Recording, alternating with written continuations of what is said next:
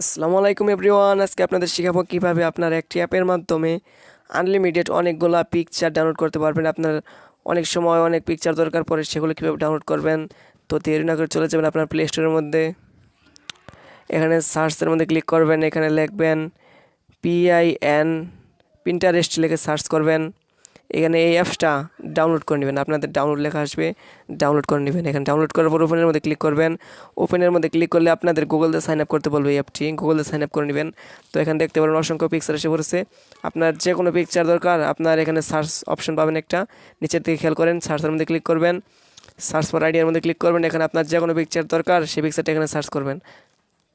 ধরেন আমি Islamic picture নামাবো, কিছু ইসলামিক ভিডিও আছে, সব কিছু আছে, ইসলামিক ফটো। ধরুন ইসলামিক ফটোর মধ্যে ক্লিক করি,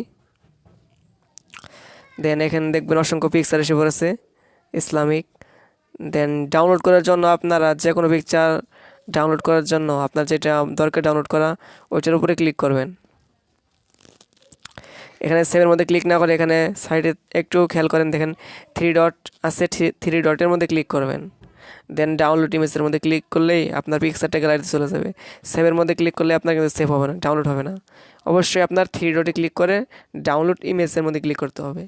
তো নিচে দেখবেন আরও আছে পিকচার, এভাবে অসংখ্য ডাউনলোড করতে পারবেন পিকচার। আপনার অনেক পিকচার আছে এখানে। তো সবাই ভালো থাকুন, সুস্থ থাকুন, আল্লাহ হাফেজ।